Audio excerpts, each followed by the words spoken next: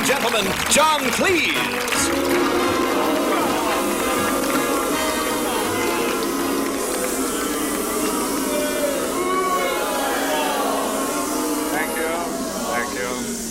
See, I'm getting to you already. Now, tonight, we're going to take a look at how to irritate people at life. We can't, of course, hope to be comprehensive, so just look on this as a refresher course, a few hints on how to help people to become more neurotic. Now, if you want to irritate people purely for pleasure, one fundamental rule must be observed. Never push them too far. If you do go too far, they will explode into anger, shouting, stamping, becoming abusive, and so forth, which releases all the tensions and frustrations that we've carefully built up. And we don't want to do that, do we?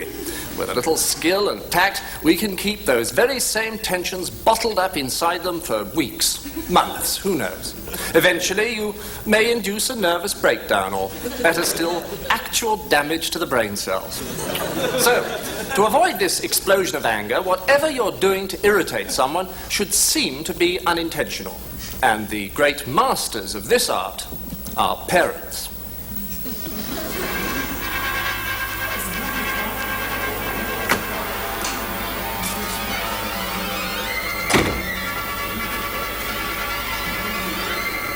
You don't want to watch this, do you, Malcolm? Yes, I'd like to if you don't mind, Dad. How about my favourite daughter-in-law? You don't want to watch this, do you, Pamela? Please, Dad. We'd both like to watch it if you don't mind, Dad. It's only half an hour. Well, I've got plenty to do. I'll go and get dinner ready. Well, there's that very good quiz show that you like on the other... We'd rather watch this, Dad. It's the only thing we really want to see this evening, if you don't mind. No, I don't mind. I don't mind. What is it then? It's the last episode of Tale of Two Cities.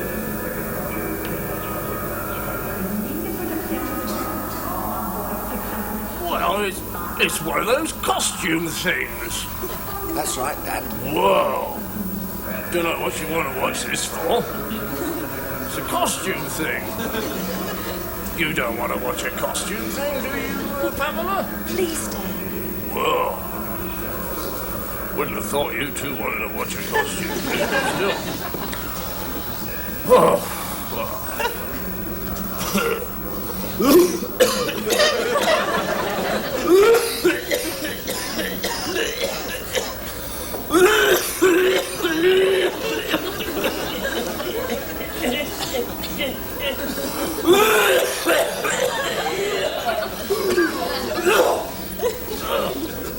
well, I don't think much of it. Well, it's a morbid sort of thing, isn't it? I don't know what you want to watch this for. I'm going to read the paper. Oh, Dad, please. Oh, I read this paper. Oh, I'm going to read the other one. Oh. Don't know what anyone sees in those costume things. I don't know. Dad, please. Oh.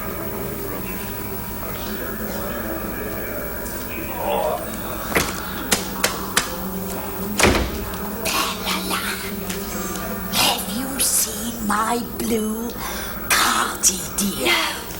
Have you, Malcolm? What? Have you seen my blue cardigan, dear? No. Oh, Why didn't you ask Dad? he's reading the paper, dear. Oh, I don't know what they want to watch this for. Depressing. Costume thing. Ugh. I'm going to read the paper. Don't talk when they're watching television, dear. I wasn't talking. Yes, you were. Oh, I only so didn't know what they wanted to watch this for. Then I said I'd read the paper. It's very irritating having people talking when you're trying to watch television. Yes, it is. See? He likes these costume things. Don't you, Malcolm, dear? Oh, it's a lot of rubbish if you ask me. Oh.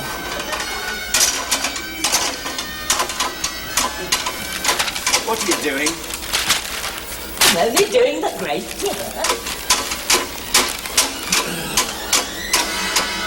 Malcolm! You mustn't have it up that loud, dear. Mrs. Tippittle here. I wish we could. Turn it down, Malcolm. I can't hear. Do as your mother says, Malcolm. You don't want to upset her now, do you? Won't me a moment.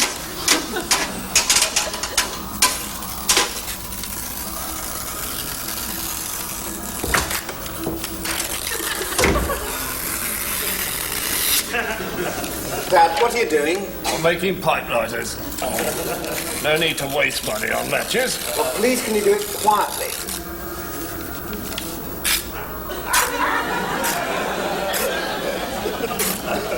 Those of us who've lived through the 30s will know that money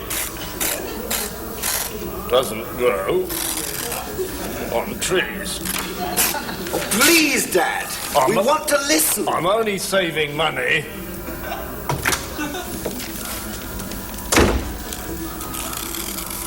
You want lamb chops, Stella? You want lamb chops, Malcolm? Anything. Peas? Oh, yes. They're frozen. Oh, potatoes? Yes. We haven't got any mint, you know. Oh, No mint. Malcolm, we haven't got any mint, dear. Would you prefer the chicken? Anything. Peas? Oh, shut up! Oh! Oh, Malcolm, you shouldn't have spoken to your mother like that, Malcolm. She kept on talking. I was only asking you what you wanted for your dinner. Oh, you better go and have a word with her, Malcolm. No, you go, Malcolm. You did it. Now, look, Malcolm. You've made your mother cry now. You've upset her. Now, you go and have a word with her. I want to watch this. Come on, Malcolm. Your mother comes first, Malcolm.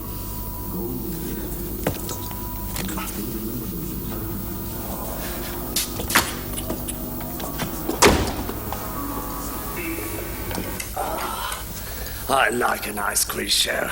And you have won a monogrammed ice cube.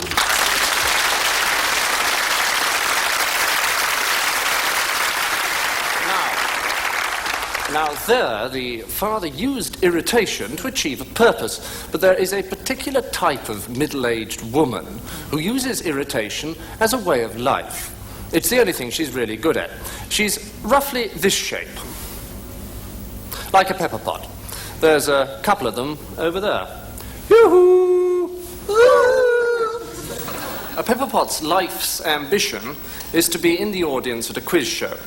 She is to be found in shopping areas, blocking the pavement, tormenting babies, spreading rumours, and spending a fortune on bargains.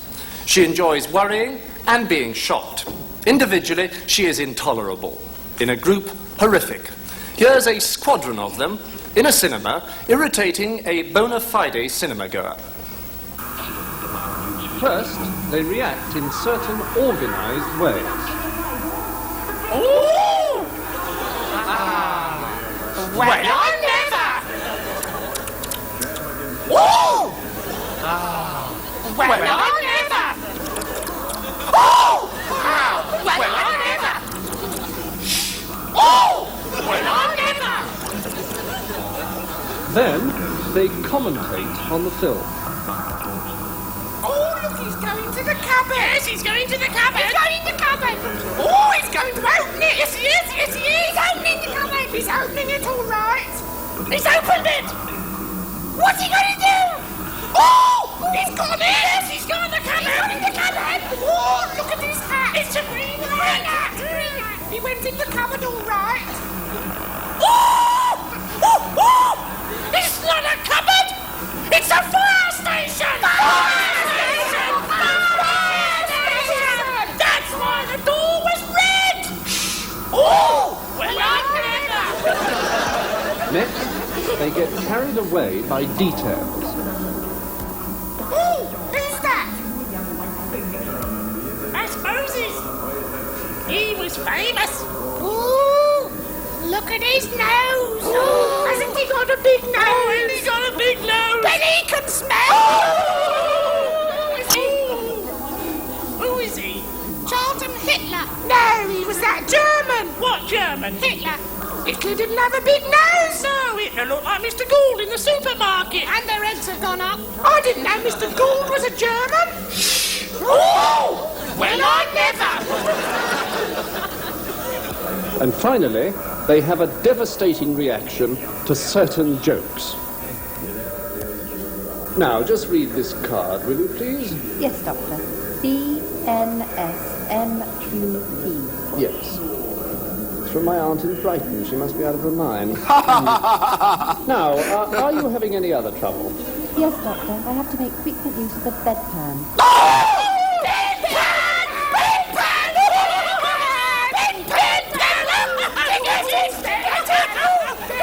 That's clever.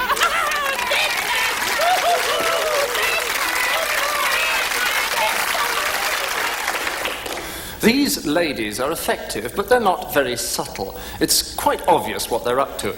It's like, for example, going to a football game and cheering for a team that isn't playing, or wearing fancy dress at a funeral, or setting fire to Julie Andrews. It's irritating, but it's obvious. It's more satisfying if you can irritate somebody by pretending to be considerate.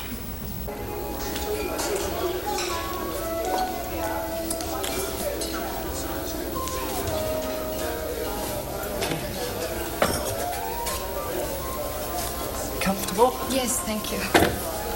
You're not cold, are you? No. Ah, okay. You're not too hot. No, I'm fine. Sure. Yes. You would say if you weren't. Yes, I would. Promise. Yes, I promise. Only there's no point in saying you are just to please me. No, honestly, I'm fine. Good. You wouldn't prefer to go somewhere else? No. Quite sure? Yes. You've only got to give the word and we'll go. No, really, I like it here. Super. Absolutely super. Marvellous. Terrific. You wouldn't prefer to sit over there? No. Only it's free now. No. Only you seem to like that table. No, really. Ah, okay.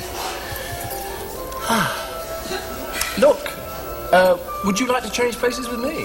No. Because I don't mind. Look, we'll change No. places if you want to. No, really. Look, I'll tell you what, I'll go and get another chair and sit there, and then you can either sit here or where you are now, and it won't affect me, okay? No.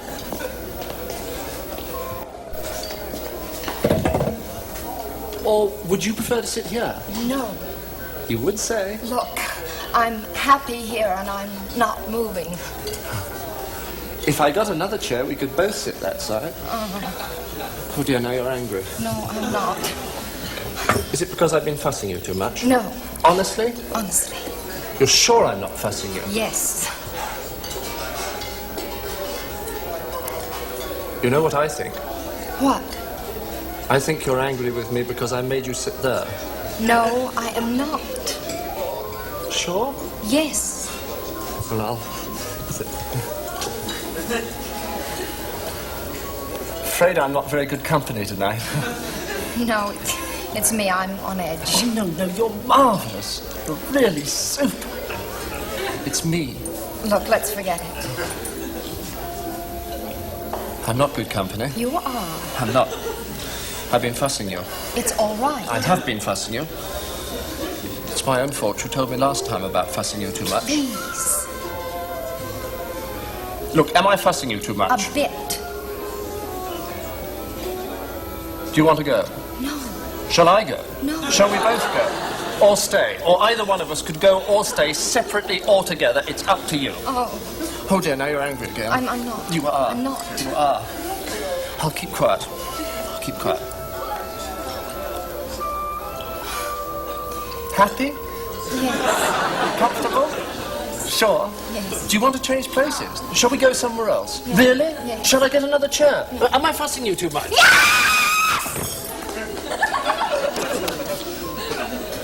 Phew, I thought she'd never go.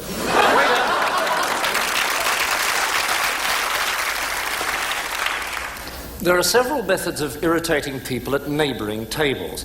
The best involves talking very loudly and dropping names, places and things. Make these as big as possible. Try, so Lizzie and Phil off at Back House, got in Bing's Bang, and nipped over to Paul's place in Rome. Incidentally, if someone does this to you, simply wait for a suitable pause and then clap enthusiastically. Follow this up, if necessary, with demands for autographs. But those in the best position to irritate in restaurants are the managers themselves. Either they refuse you entry because you have no tie or jacket, or because your shoes don't match your pocket handkerchief. The best way to deal with this is to take an ordinary fork off one of the tables and place the prongs of the fork about 3/8 of an inch inside the manager's eyeball. Or else they hover around your table, changing clean ashtrays and grovelling for praise and attention, which is almost as bad. In this case, good results can sometimes be obtained by ignoring the groveler.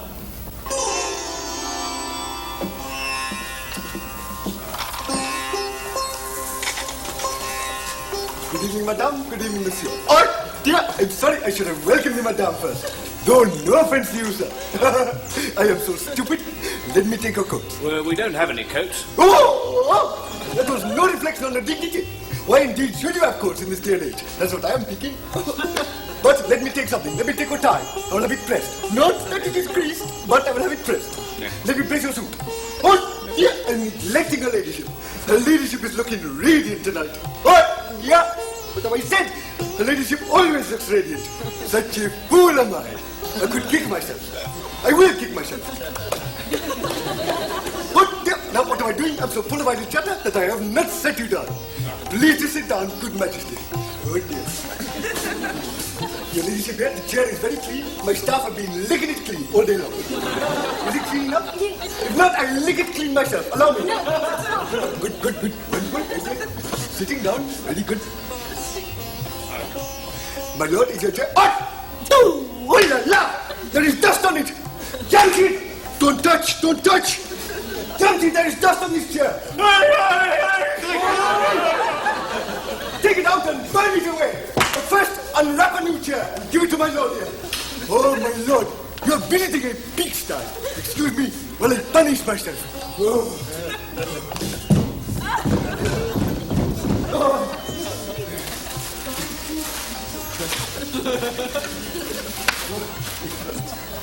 Here is your new chair, my lord. Wonderful to be sitting. Sitting comfortable. Lovely. Good. And now, voila, the menus.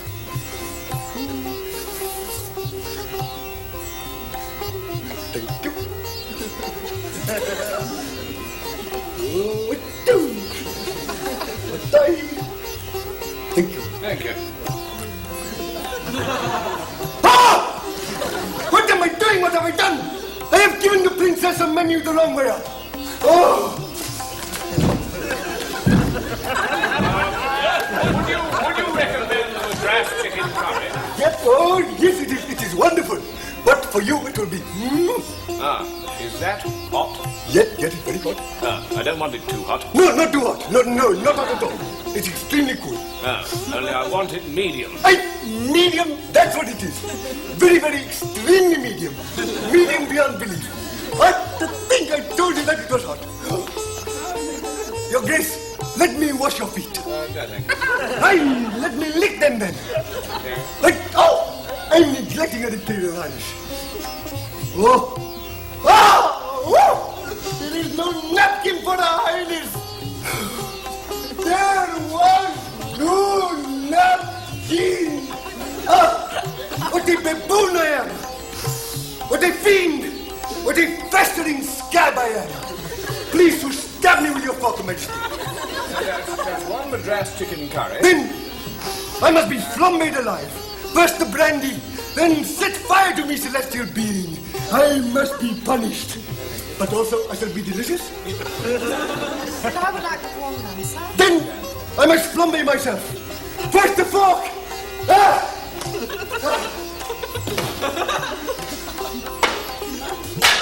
Open the oven, Jamshid. I must jump inside.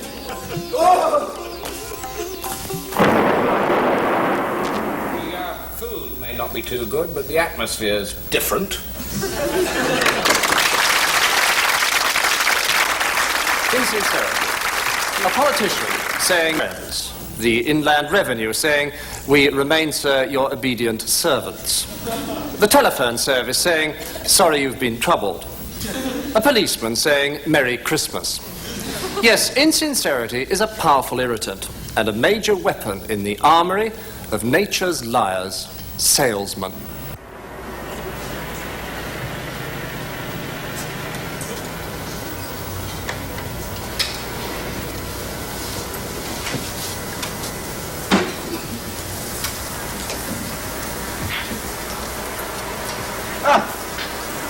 Hello, Mr. Alice. How are you? Fine, thank you. Mrs. Alice keeping well, is she? Yes, she's very well. Lovely weather, isn't it? Yes. Well, if you don't mind, I've got to nip off down there. Well, I brought the car in. Oh, the car. Lovely model, lovely model. Never any trouble with those. I don't know why they stopped making them. Well, I have had some trouble with it. No, never. Never any trouble. If you have any trouble, I'll bring it in. Look, I have had some trouble and I have brought it in. Will you have a look at it?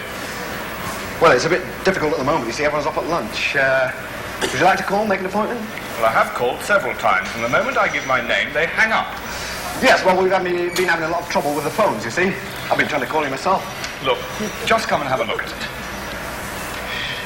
Well, the mechanic's off at lunch. That's the real trouble. Look, I just want you to come and take a quick look at it now. Righto, Squire. You say the word. Lead the way. Right. Mr. Gibson? Ah, there you are. Right, let's have a look at the lovely... After you. Lovely model, this. Never any trouble with these. Not one single complaint about these have I had. Mrs. Alice keeping well, is she? The gear lever is loose. No. The gear lever is loose. Look at it. Oh, well, you're waggling it, aren't you? All right, you do it.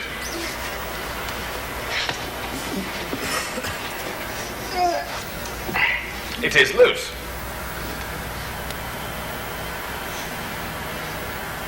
Oh, well, your gear lever's loose, isn't it? That's where your trouble is.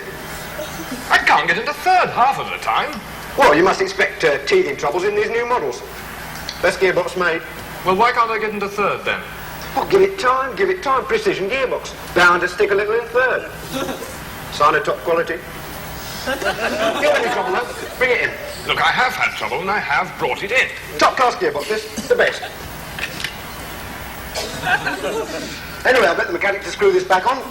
Lovely seeing you, Mr. Harris. Lovely seeing you. And the back door falls off. No. The back door falls off. No. Oh, it's a grip-safe door, isn't it? You're not using it right. Give me the copy of the manual. Shouldn't have any more trouble. Nice to see you, Mr. Harris. And the brakes slip badly. Don't tell me that. I'm a brake man. They are dangerous. They slip. Well, they are new.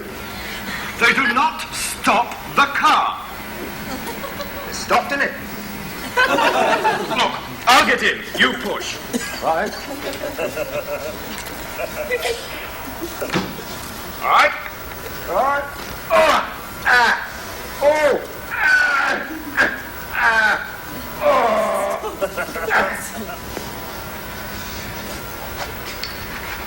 There I was, pushing for all I was worth. Brakes held. That's interesting. Yeah. I didn't have the brakes on. Well, the wheels are stiff, aren't they? They're brand new. Look, you get in. I'll push.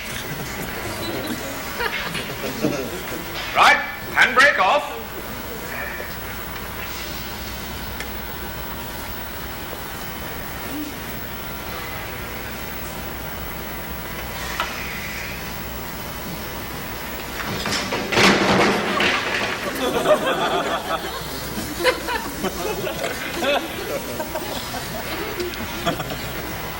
Tell you what, bring it in, we'll have a look at it.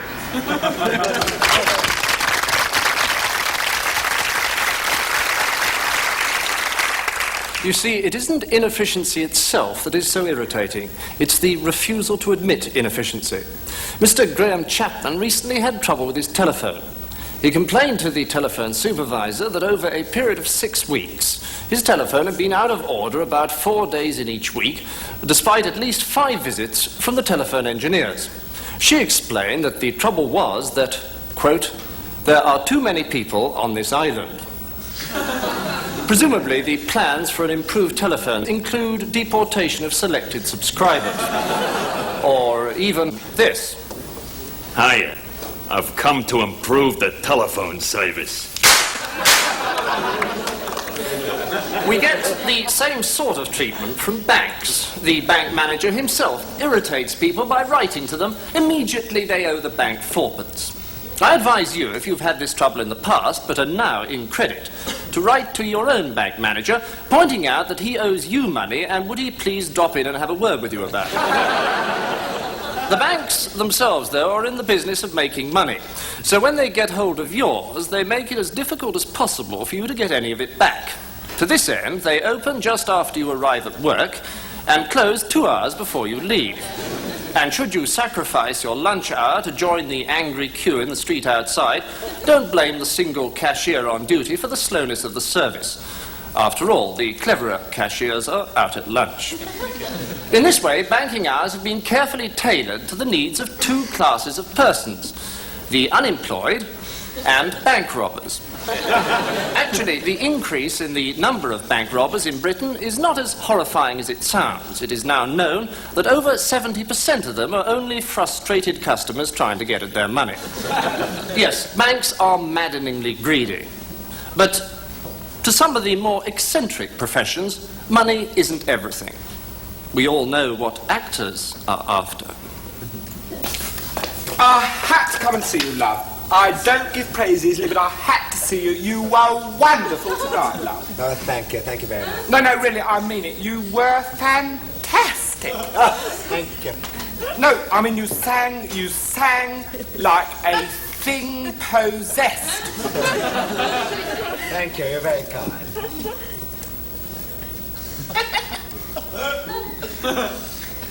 I thought the whole show went very well tonight. Yes. Most satisfying.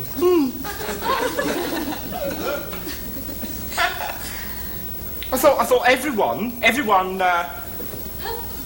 came over well. Yes. Quite well.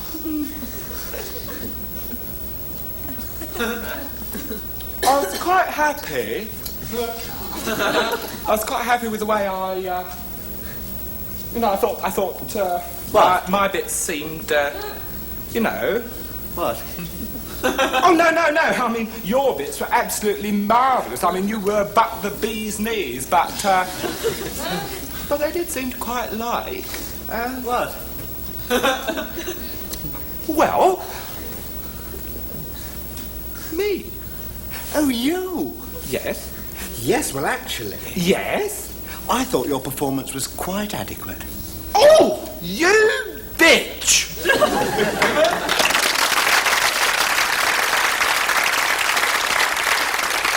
You see, praise is one of the hardest things to get out of people, which is why angling for it is such an effective irritant. Women try to force praise out of us by insulting themselves. I'm sorry the place is in such a terrible mess. Forcing the reply, oh, not at all, it's looking beautiful. Actually, a better reply is, oh, not at all, I enjoy a little squalor. Of course, our pepper pots don't have to angle for praise or even money in order to irritate us. They irritate whatever they're after. And could we please have the next contender? And here we are. Jolly good. What's your name? Teddy? No, that's my name. What's your name? Morris. Ah, Mrs. Morris. Jolly good, Mrs. Morris. And what's your Christian name? I'm a Methodist, Damon. Teddy. Teddy, I'm a Methodist. Jolly good, Mrs. Morris. And what's your first name? I see. And what particular prize do you have your eye on tonight? I'd like the battleship, Ethel. Oh, and why do you want the battleship? I don't know. Jolly good. I'm 92! Well done, Mrs. Morris. Well done. No, we have the question. I'm 96! Well, that's wonderful, Mrs. Morris. That's absolutely... I'm 103! Yes, well, that's... Today! Yes, that's absolutely... Wonderful, Mrs. Morris. Jolly good. And now we have the first question. Do I get the battleship? No, you have to answer the question first. Now, Mrs. Morris. I'm over here. I got you there, Teddy. Now, Mrs. Morris, question is, what is the first letter of the alphabet? The first letter of the alphabet. First letter of the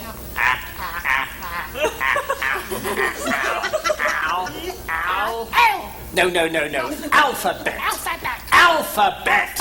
B. No, nearly. C. No. D. No. Back.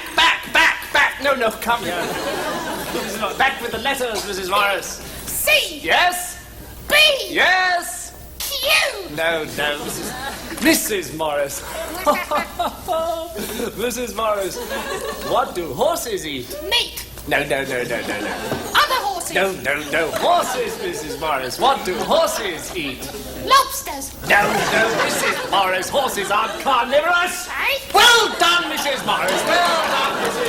Darling.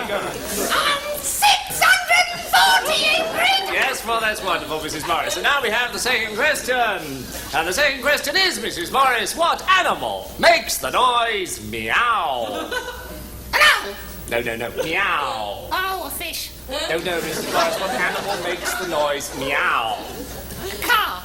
What? A car. Nearly. Car. Bus. No. Car. Aeroplane. No. Car. Motor torpedo boat. No. Mrs. Morris, jolly good try. No, Mrs. Morris. What animal makes the noise meow? Oh, that's easy. A cat. Well, why did you say motor torpedo boat? Oh, 940. Yes, that's wonderful, Mrs. Morris. And now we have the third and final question. Are you nervous? No. Oh, I got it right! I got the final question right! No, that wasn't the final question. I won the battleship! Yes, it was the final question! The final question is, what year I won it! did you... I've got it! No, I won it! you I won the didn't win the battleship! ba- Hooray, I did, didn't I, girls? The final... All right, give her the battleship! I didn't have to be a quizmaster, you know. The little education, I could have been a lavatory attendant. And now we have the next contender, please. And here we are.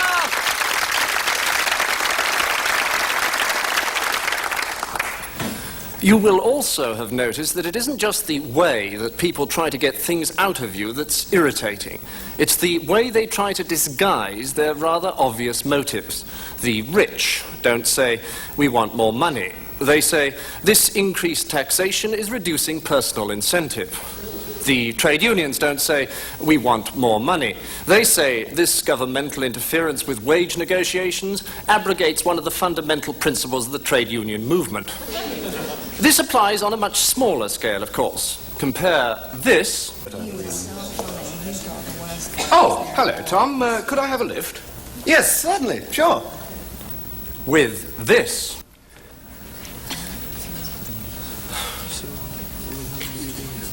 Oh, hello, Tom. Oh, hello. How are you? Fine, thanks. And you? Oh, fine, thanks. Yes. Yeah. How's the new car? Fine, fine. Very, very pleased with it. Yeah, it's bigger than the last one, isn't it? Yeah. Yes, Yes. Much more room. Well, I mustn't stand here chatting. I've got to be going. You know, it's getting late. Oh, Yes. very late. So, are you going to stay long? Are you going to stay long? What? No, no. Not long. It's No. not worth it, is it? No, I'm not. No. Tell me, you know this area. Do you know where? Damn thing. Looks like rain. Does it? Yes. Oh, it's going to rain. Pour down. Bloody weather. Well, I suppose I'd better be going off, and I'll get a cab then. Yes, yes. I think that's your best bet. Yeah. Yeah, that's what I'll do then. Yes. You don't. I'm sorry. You don't happen to know the number to ring for a cab, do you? No, no. I'm afraid I don't. I should look it up in the book. Oh, what a good idea. Yes. Yes, I'll do that. Damned expensive, though, aren't they? Wicked. Cabs? Yes. Well, of course, petrol is expensive, isn't it? Oh, petrol's expensive. Very expensive, yes. Hardly pays you to drive around on your own these days. Look at that weather. Oh, boring. Oh. Well, look, I'll just go off and stand outside and in the rain and try to thumb a lift. Yeah. Oh, were you asking me for a lift? Oh, no! Oh, no. Oh, good. Oh, I hope you didn't think that I would... Oh, no. Although if you are, Well, I'm sorry, but I haven't got my car with me. Why didn't you bloody say so? Ah, Frank!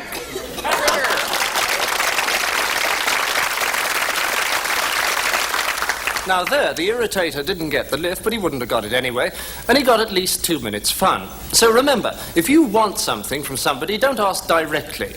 The indirect approach is much more aggravating. Take mothers. They're much too skillful to put a real ball and chain on you. You could escape from that.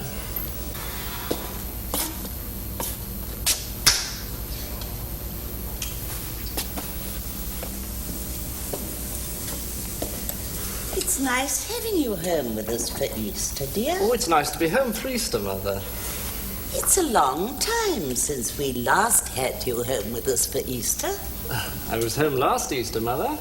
Yes, but that was 12 months ago, dear. Fair enough, you can't argue with that.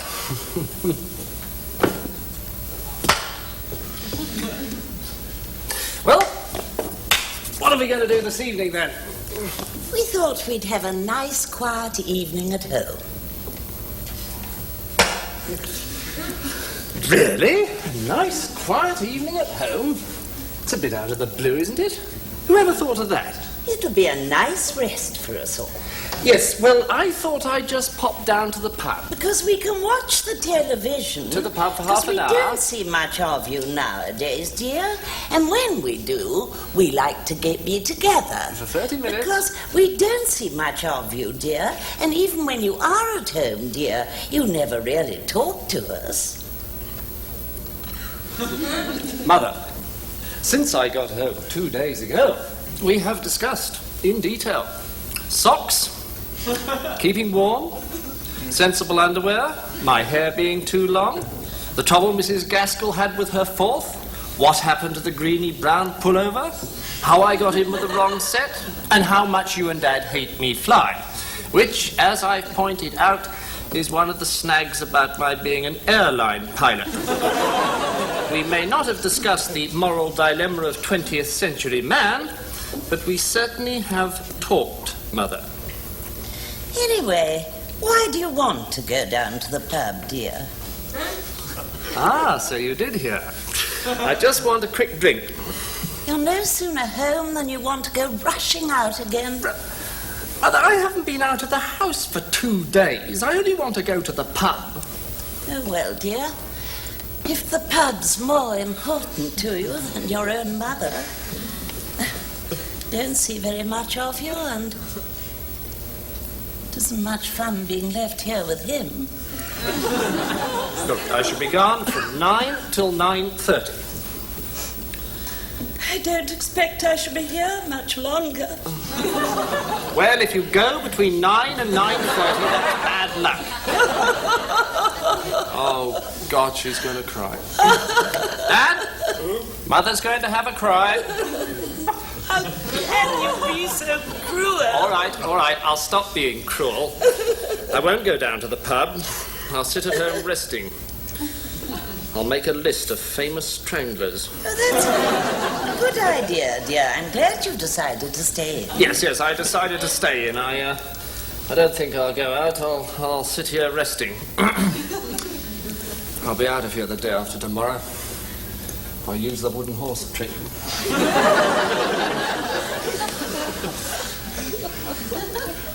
You're looking forward to going back to London, aren't you? No, Mother, I love it at home, really. I have a glorious time. You don't like it here at home? Yes, I do. No, you don't. Oh, God. Dad, number 2. Look, Mother, I do really love it at home. I really do. It may be just a little bit quiet, but I have a lovely rest. Mother, I've got to go back to London the day after tomorrow, but I will try and get down again in a fortnight. Oh, that'll be nice, dear. What have I done? Try and get down on Friday night and not on Saturday morning. Yes, but I may want to go out for a meal on Saturday night. All right, then. If you come down on Friday night and go back on Monday morning... Done. After breakfast... Done.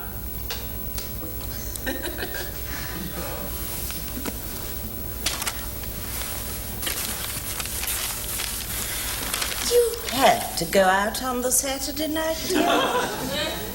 We made a bargain. No, it's no good, Mother. We made a bargain. Who are you going to go out with on the Saturday night? Does it matter? Your mother has a right to know these things. No, she doesn't. I shan't be with you much longer. No, we've had that one. Oh, God. Number 4. No, all right, Mother, all right, Mother, all right. All right, Mother, all right, I'll tell you who. Who? Christine Whedon. Christine Whedon. You're not going to throw yourself at her again? Mother, she is Dr. Whedon's daughter. I don't understand you anymore. What did we do wrong, Bevis? Oh, she's going again. Number 5. Why do you want to go out with Christine, dear? What? Why do you want to go out with Christine? Because she's a loose woman. Is she? Oh! Christine? She can't get enough of it, Mother. Can't she, dear? Look, why don't you go down to the pub?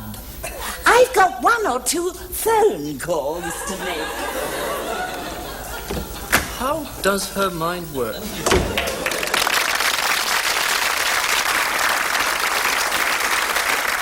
It's possible to irritate people in almost any circumstances. For example, have you ever heard the story about the 2 beautiful blondes who were on their first visit to a nudist camp, when one of them suddenly noticed that...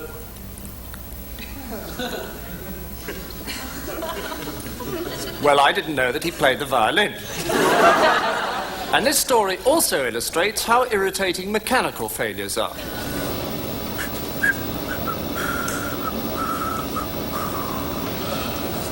I spy with my little eye something beginning with S. Sky. I spy with my little eye something beginning with C. Cloud. Yeah. Oh, God, I'm bored. I'm fed up with that game. Let's play another game. I know what. What? Hello? This is your captain speaking. There is absolutely no cause for alarm. That'll get them thinking. No, not yet. Let it sink in. They're thinking, what is there absolutely no cause for alarm about? Are the wings on fire? The wings are not on fire. Now they're thinking, why should he say that? So we say... Oh, how are we doing? They've stopped eating, looking a bit worried. Good. Hang on. One of them's going to the washroom. Is he there yet? He's just closing the door. Now! Right. 1, 2, 3... Please return to your seats and fasten your safety belts immediately, please. Yes. Here he comes, going up the aisle like the clappers. I'll do the worried walk down now. Right. Worried walk. Right. Safety regulations. Safety regulations. Please listen carefully. I want to remind you of some of the safety regulations. In the case of emergency, it is vitally important to... as the warning buzzer sounds. Oh, that's got them rattled. Great. Yeah. Good. Hey, No need to worry. I've got an idea. Hello? You will find your life jackets under your seats. Oh, they're on the right. Shh, let them scrabble a bit. I'm sorry, you will find them on the racks above your head. But do not unfasten your safety belt. Great. That was marvellous. Did you see them? Right, gobbledygook. Oh. Yeah. The scransons above your head are now ready to flange. Please unfasten your safety belts and press the emergency photo scamps on the back of the seats behind you. Marvellous, milling about, climbing over the seat. Please find the emergency sprill in the washroom at the back and release it.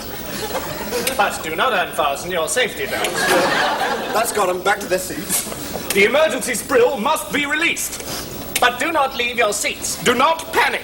Tea will now be served. Inflate your life jackets. And extinguish all cigarettes. Please remove the luggage from the racks above your heads and place it on the racks on the other side of the aircraft. Except the hand luggage. Which you should sit on.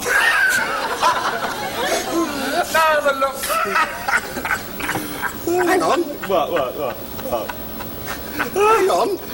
What? They've all jumped out.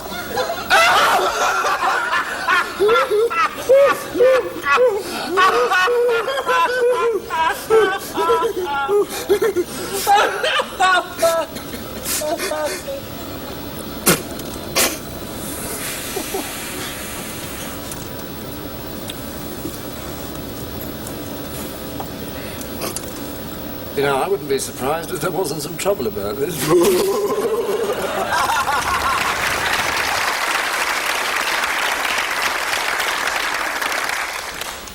What marvellous opportunities pilots have, and tax collectors, and politicians, and traffic wardens, and folk singers, and advertising men, and telephone operators, and telephone supervisors, and I'm sorry, I get rather emotional about the telephones. They've done to me what I'm trying to help you to do to other people. Did you know that the modernisation of the British telephone system is solely responsible for the enormous increase in the use of carrier pigeons? People who can't afford carrier pigeons nowadays, instead of using the phone, just go to their front doors and shout up the street, "This message for John Spriggs, 10 the Avenue, Grimsby, will be arriving at 2 o'clock, signed Len, pass it on." Never mind. All these people I've just mentioned, tax collectors, PR men and so forth, have wonderful opportunities to irritate us all. But we may be able to get back at them by complaining. One man, though, whose power is almost complete, against whom there is almost no redress, is the man who interviews us for a job. Come in. Come in and sit down. Thank you.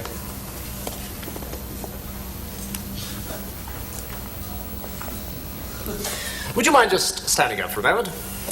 Thank you. Take a seat. What? Take a seat. Certainly.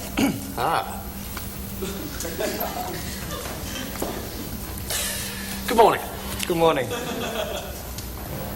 Good morning. Good morning. Tell me, why did you say good morning when you know perfectly well that it's afternoon? Well, you said good morning. Good afternoon. Good afternoon. Oh, dear. Good evening. Goodbye.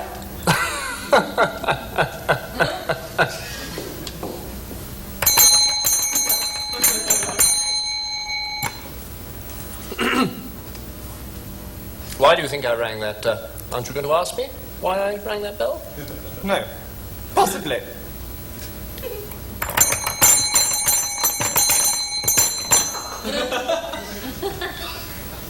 Why did you ring that bell? Why do you think I rang that bell? 5, 4, 3, 2, 1. Too late. Excuse me. I'm sorry. Good night. I'm sorry, but I'm going to have to ask this question. Is this the interview for the management training course? Yes, this is the interview for the management training course. Yes. Good night. Oh dear, I don't think I'm doing very well. Why did you say that? I don't know. Did you say it because you didn't know? Well, 5, 4, 3, 2, 1, 0.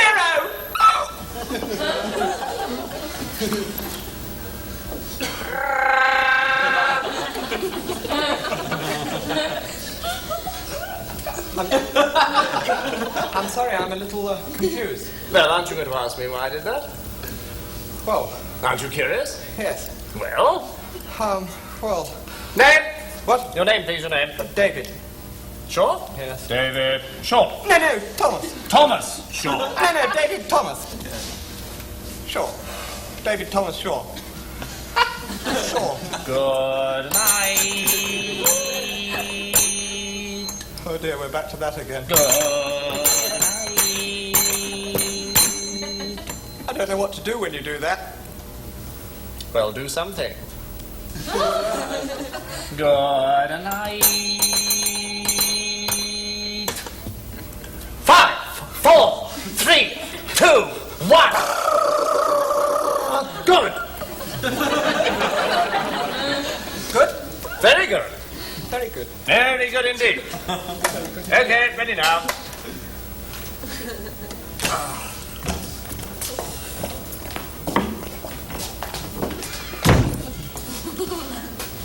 Right. Once more. Good night.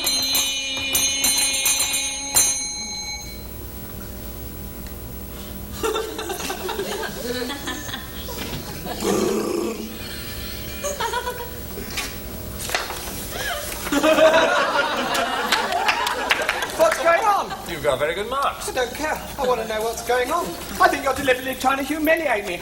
I think you just called me in here to amuse you, treating me like a performing animal. Well, I'll tell you what I'm going to do. I'm going to go out of here. I'm going to tell the police exactly what you do to people, and I'm going to make damn sure you never get a chance to do it again, you nasty, bloody-minded little creeps.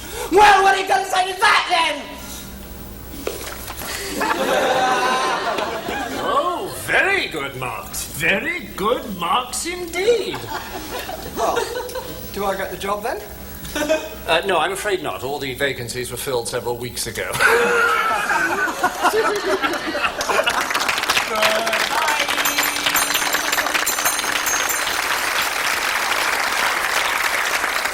But few of us will ever regularly get personality-maiming opportunities as good as that interviewer. We must all press quietly on with time-wasting and insincerity and spoiling people's enjoyment in the hope that one day a situation will arise in which we can do major psychological damage. But when the situation arises, we must be quick to recognize it.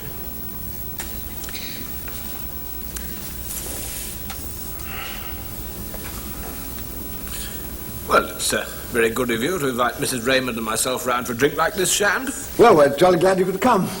Aren't we, Beryl? Oh, yes. Yes.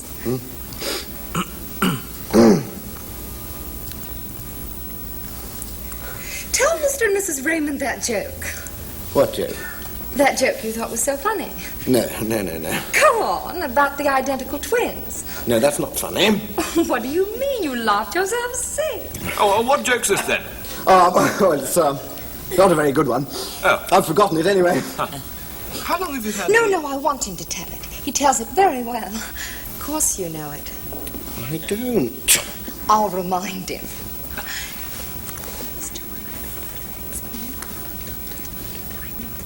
He's very good at telling jokes. It'll have you in stitches. Well, come on, Shand. Let's hear this joke. Give us a laugh. Yes, we love a good laugh. Well, oh, I know. I was going to show Mr. Raymond the photographs of the dance. Oh, yes, I've got them here. We'll show them after the joke. Well, no, he'll probably want to see them now. No. Come on, we want to hear this joke now. No. Give us a laugh. Come on. Got us hooked. It's not a very good one. Oh, come on, come on. Well, this chap got married, you see. He was the manager of a firm. Not necessarily. You said he was. It's not important. And he married one of a set of twins. Identical twins. That is important. Identical twins. Go on. And 12 months later, he was in court. Divorce court. Come on, dear, you can tell it better than this. Use the funny voice. What funny voice? Do you do a funny voice, chap? Oh, yes, he does do a funny voice. Oh. Here, I'll get the hat. No. I've lost it. No, it's in the drawer. He keeps it in here. Oh, I forgot the nose. Beryl, not the nose. Here you are, dear. And here's the bolt. He'll just be a moment. Well, let's have a look at this bolt, then. Oh, I am looking forward to this. He's got a bolt through his neck, dear. Strange. Yes. Yeah, that's very, very amusing. Oh, thank you. Never mind. Come on, tell us this joke, then. Give us a laugh. Put the hat on, dear. No. Oh, come on. Go on, dear. Well, he's in court, you see. Use the funny voice. Yes, come on, let's hear this funny voice. So, it was in court, you see. It was in court. Well, don't bother too much about the funny voice. No. Okay.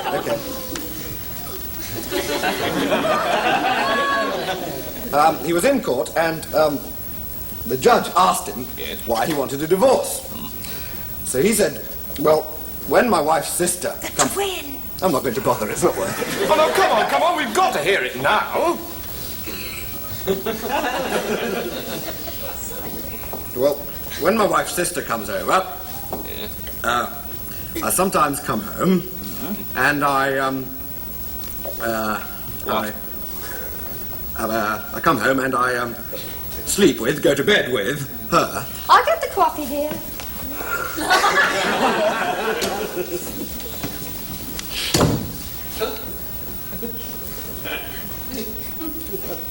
With her. Yes. Not with his wife. Oh. And the judge said, well, surely there must be some difference between the two. Yes. To which the manager, the man, said, yes, that's why she wants I want a divorce. Yes, that's why I want a divorce. Yes, very good. He found it in Playboy. Oh. Well, look, it's almost quarter Yes, past. my dear. Yes, I think... Ought to be.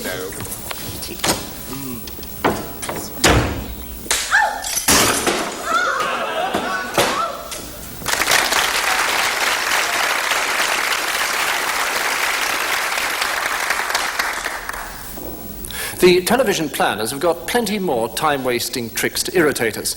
One is to permit party political broadcasts. Another is to allow lunatics to commentate on football matches. But neither of these can compare as time-wasters with the mid-Atlantic style talk show. Here, a sincere and abiding reverence for show business personalities combines with the necessity to produce really cheap programs. Ladies and gentlemen, the Mel Babfin Show. And tonight, your host, as usual, it's the man himself, your master of ceremonies, your own Mel Bab.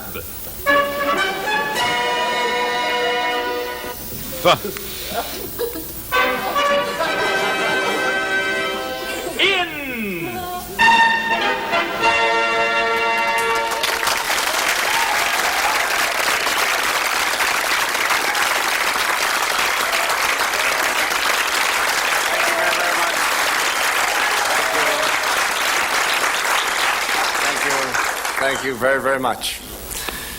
You're beautiful.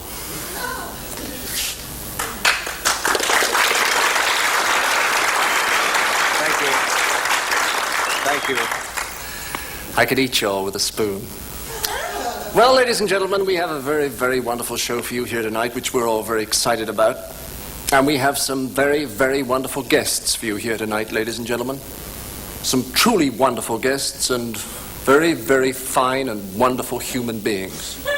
Truly real people that it will be your privilege and mine to meet here tonight on my show. Your show.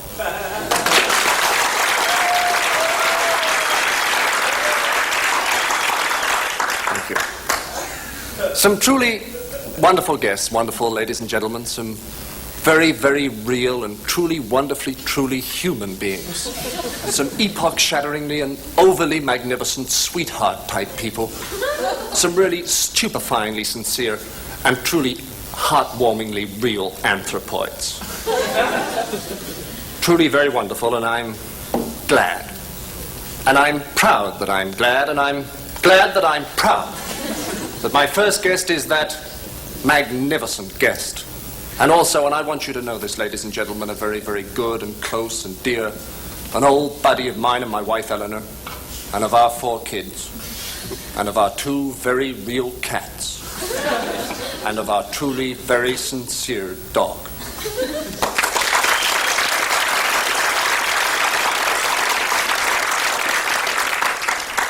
Gee, I didn't know how you'd take that. Well, ladies and gentlemen, it is now my very, very great pleasure and privilege to introduce to you that fella who's top of my list, nice guys-wise, that are and truly wonderful biped, Gig Saunders.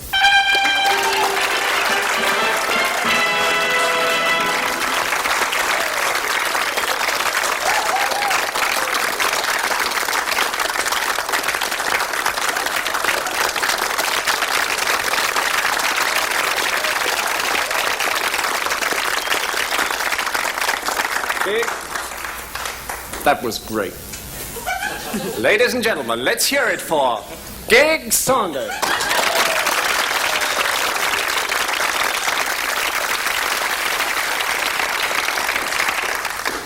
This ruthless concentration on oneself is a successful irritant widely practiced by women.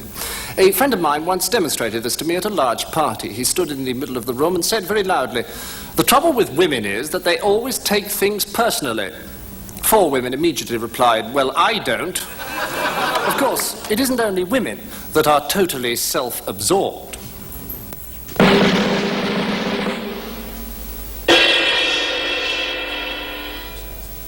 Topic: a frank discussion of a controversial problem. This week, Julian Trevelyan talks to Dr. Rhomboid Goatcabin about freedom of speech. Good evening.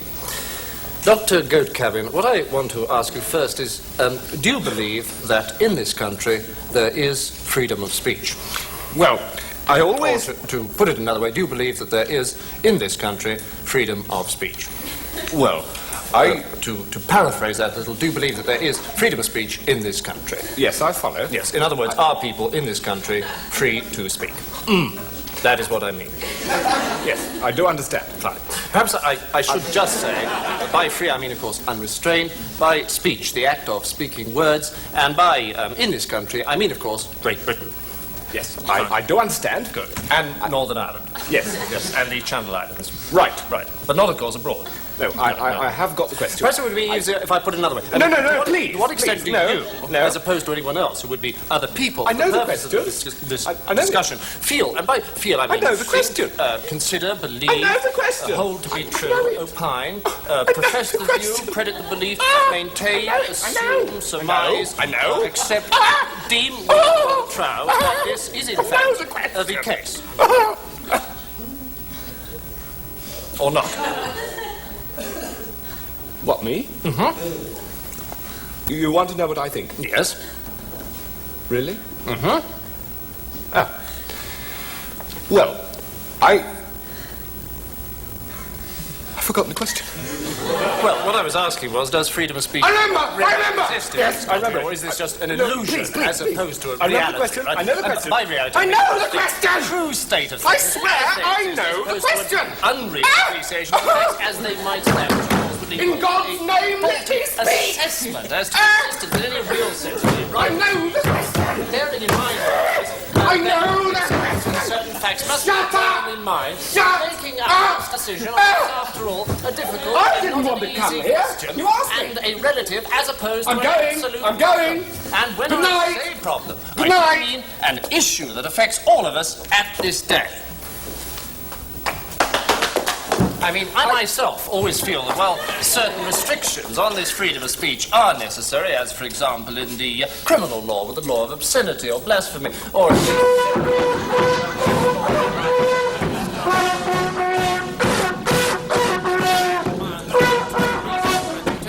or not, as the case may be. Bearing in mind always that with censorship, the danger is that a repression of a person's right to express his opinion can lead to violence, although I do not personally believe this. A case, as there seems to be little evidence to this effect.